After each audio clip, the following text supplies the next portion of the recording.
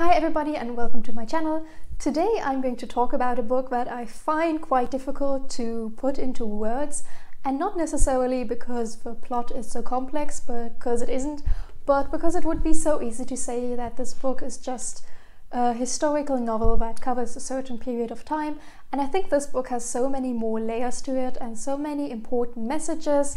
that I am worried that I won't be able to do it justice, and that I'll forget to say something, or that I won't be able to convince you to read this book,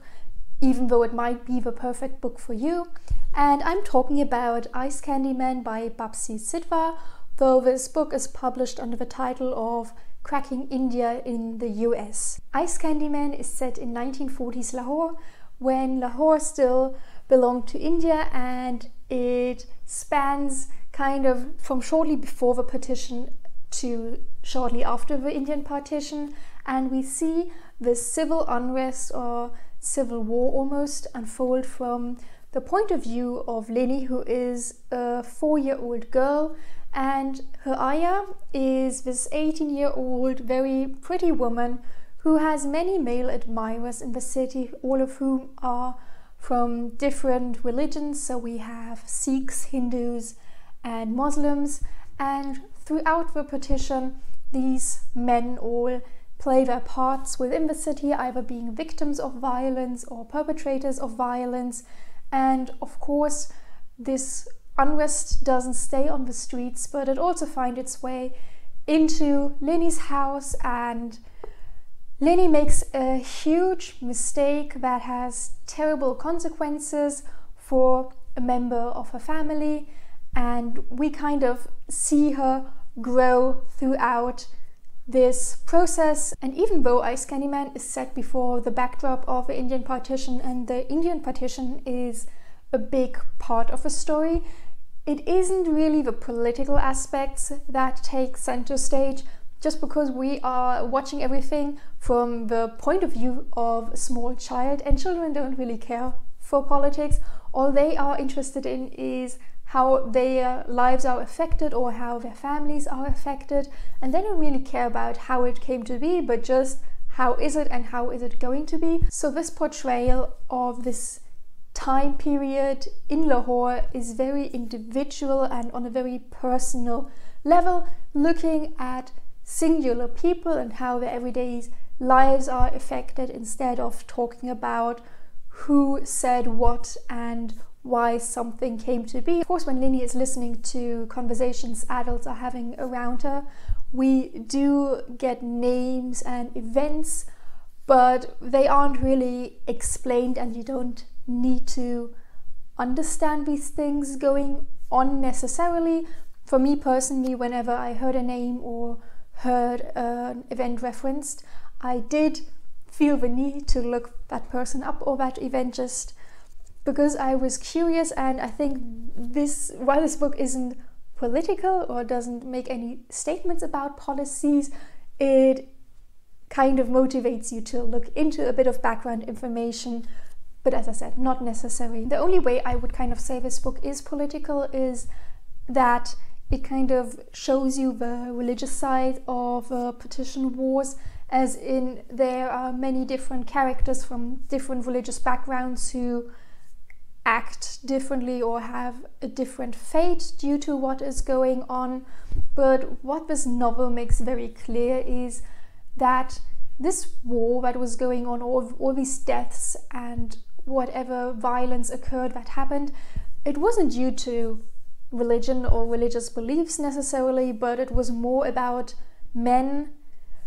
using violence under the guise of religion, even if they had never shown interest in that religion before, and that it was more about power and expressing power and personal power than fighting for a bigger cause they had believed in for decades and decades. And through Leni's eyes we see that again portrayed in different individuals, and how these men change before the eyes of a small girl. And I think we often say that children are able to recognize character very quickly, which is why I think her perspective is perfect to show these changes going on, maybe even changes an adult might not necessarily see or witness, but a child is very perceptive to small things. So we really get a detailed view of what power and anger does to a person. Another way that power and abuse of power is portrayed is through sexual violence. The two main characters, Leni and her Aya, are both female, so they have different encounters. Leni, for example, finds herself in multiple situations where she is taken advantage of or violated, and it is very eerie to read about it because she is so young and she doesn't understand what is going on. In the beginning, it's even a kind of game for her. She doesn't see boundaries being overstepped, and as she's older, she kind of does realize she doesn't want this, or she does feel pressured, but she doesn't have a vocabulary or the emotional capacity to really grasp how her personal space is invaded and how people she trusts are doing things to her in the name of love. And just, yeah, the child's perspective is very, very uncomfortable. We also see how the personal space and body of Leni's Aya are invaded on multiple occasions, and how her body is disrespected and not seen as her own. And seeing all these things happen from a child's perspective give the whole thing a very sinister tone, even though when Leni recounts these events, her tone is very neutral and upbeat, and it's just this contrast that Bapsi Sidhwa manages to portray, in which language and content kind of clash in this very, very powerful way. And that is in essence what Ice Candy Man is all about. It's about showing very, very complex and mature topics through the naive and innocent eyes of a child, creating this very powerful dynamic that really immerses you in the story, in the characters and the events that are taking place all around. Normally I would like to say something about the writing or the writing style, but I accidentally picked up Ice Candy Man in the German translation, and a translation should be done in such a way that you don't realize it is a translated book, but in this case I really could notice, so this is a bad translation. For that reason I don't really want to pass judgment on the writing style. What I did enjoy was that Bapsi Sidhwa had decided to include Urdu and Hindi phrases and words in her writing, and we have a glossary at the end of the book, and in this edition at least there's a pronunciation guide at the beginning, kind of explaining how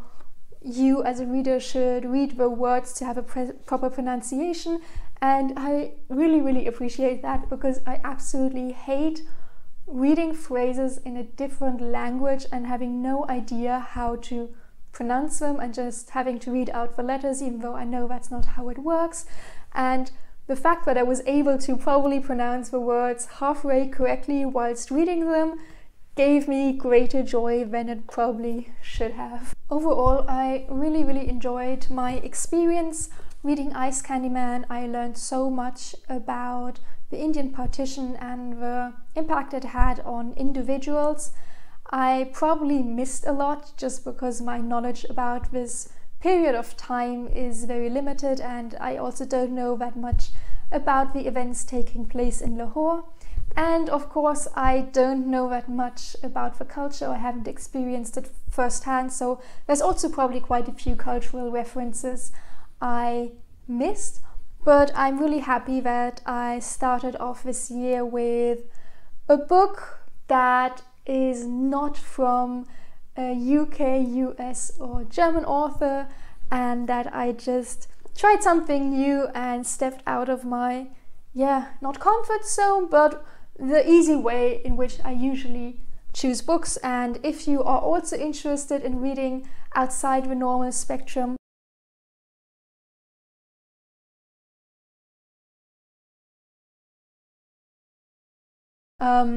I would really recommend this. I think it's a great introduction to a new culture and a topic that isn't discussed in US or UK literature that much. I want to thank you so much for watching my video until the end. Please like it and subscribe to my channel, and I'll hopefully see you soon. Bye.